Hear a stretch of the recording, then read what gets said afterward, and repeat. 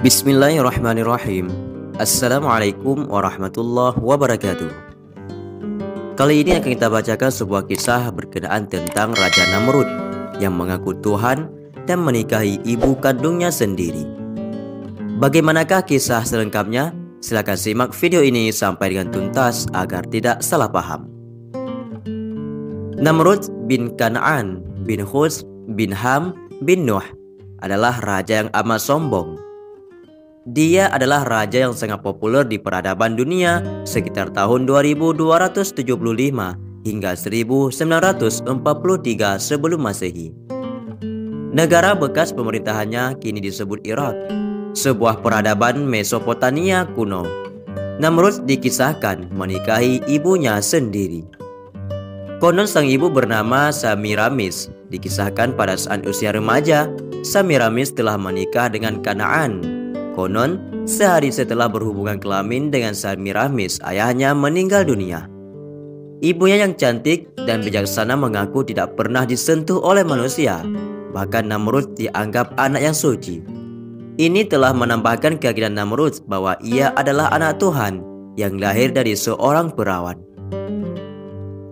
Setelah Namrud menginjak usia dewasa, Semiramis sering tampak cemburu ketika gadis-gadis yang mendekati putranya. Hingga pada suatu ketika, dia pun menikah dengan anak kandungnya sendiri.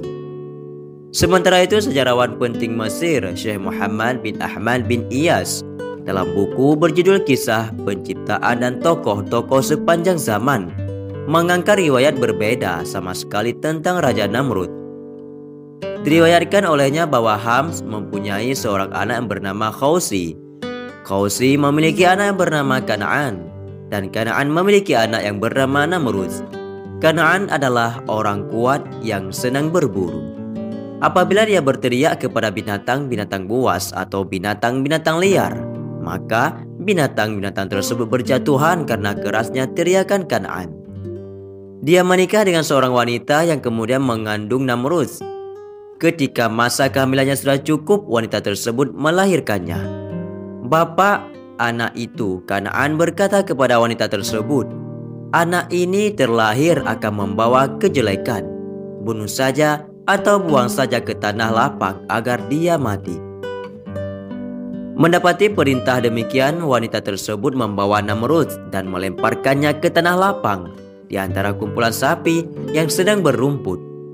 Anehnya, semua sapi menjauhinya, dan setiap kali ada binatang yang melihatnya, binatang itu kabur menjauhinya.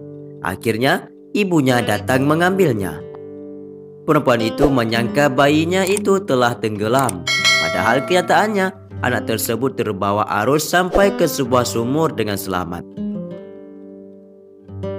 Di suatu ketika, Namrud pun sudah tumbuh beranjak dewasa, dan dia terkenal kuat dan mahir dalam berperang. Dan dia pun melawan raja yang kekuasaannya besar, tanpa dia ketahui bahwa itu adalah ayahnya sendiri. Dia pun membunuhnya. Akhirnya tampuk kerajaan jatuh ke tangan Namrud. Setelah itu dia pun memerangi raja-raja yang ada di bumi ini. Namrud bisa mengalahkannya mereka, sehingga dia bisa menguasai kerajaan di bumi dari timur hingga ke barat. Dalam perjalanannya, Namrud amat sombong dan celakanya dia mengakui diri sebagai Tuhan. Namun, Nabi Ibrahim alaihissalam mengajak ke jalan yang benar. Dia menolak dengan sombongnya. Nabi Ibrahim pun merusak dan memenggal leher 72 patung yang dituhankan oleh Raja Namrud dan rakyatnya. Namrud pun ketika melihat itu, dia pun marah besar dan menjatuhkan hukuman bakar kepada Nabi Ibrahim alaihissalam. Nabi Ibrahim pun tidak mempan dibakar, karena Allah menjadikan api dingin bagi Ibrahim. Yang terjadi justru tiba-tiba ada percikan api mengenai baju Namrud dan membakar ke semua bajunya kecuali dadanya. Dia tidak terbakar oleh api karena tahu bahwa api tidak akan membahayakan siapapun kecuali dengan izin Allah Subhanahu wa taala. Tetapi semua itu tidak dijadikan bahan pelajaran oleh Namrud. Pada hari itu juga banyak sekali orang yang beriman karena mereka melihat mukjizat yang diberikan kepada Nabi Ibrahim alaihissalam tersebut, yaitu mukjizat tidak terbakar oleh api. Ketika Namrud melihat itu, dia berkata kepada Nabi Ibrahim alaihissalam, "Pergilah engkau dari tanah kami, agar engkau tidak merusak agama kami." Nabi Ibrahim pun meninggalkan tanah kelahirannya, sedangkan Namrud semakin ngawur. Ia tak segan menghukum siapapun yang menolak tunduk terhadap perintahnya. Dan suatu ketika Allah Subhanahu wa taala mengutus seorang malaikat untuk menemui Namrud dan mengajaknya beriman. Sekali, dua kali ajakan tersebut ditolak olehnya. "Memangnya ada Tuhan selain aku?" kata Namrud dengan bangga, begitu bangganya. Di kali yang ketiga, ajakan malaikat pun mendapat respon tak sedap. Akhirnya, malaikat pun meminta agar Namrud mengumpulkan sejumlah warganya di pelantara istana. Permintaan itu pun dikabulkan oleh Namrud. Pada hari yang telah ditentukan, Allah mengirim ribuan nyamuk atau sejenis serangga ganas menyerang mereka yang telah berkumpul di sana. Nyamuk-nyamuk itu kemudian menghisap darah pasukan Namrud dan memakan daging mereka. Maka habislah pasukan Namrud, sedangkan Namrud tetap selamat. Lalu Allah Subhanahu wa taala mengutuskan seekor nyamuk yang masuk kepala Namrud melalui lubang hidungnya. Nyamuk itu terus bertahan di kepala Namrud dan menyiksanya selama 400 tahun. Tak kuat dengan perihnya, Namrud akhirnya memukul-mukul kepalanya dengan tongkat kecil.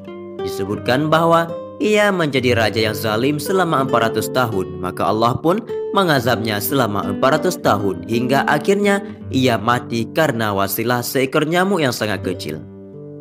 Begitulah Allah Subhanahu wa taala memberikan pelajaran kepada raja angkuh dan sombong melalui seekor nyamuk yang kecil, dan dia pun tidak dapat membuat apapun. Hanya saja dia mendapatkan siksaan Allah Subhanahu wa taala yang sangat pedih kepadanya. Sahabatku semua, itulah sekilas kisah singkat tentang perjalanan hidup Raja Namrud yang mengaku Tuhan, dan dia pun menikahi ibu kandungnya sendiri yang Allah berikan kekuasaan kepadanya. 400 tahun dia dalam kezaliman, dan Allah pun mengazabnya dengan seekor nyamuk yang menyiksanya dalam kepalanya selama 400 tahun lamanya juga. Semoga saja sekilas kisah ini memberi manfaat bagi kita semua dan juga dapat menjadi ilmu pengetahuan yang baru. Wallahu a'lam bishawab. Assalamualaikum warahmatullahi wabarakatuh.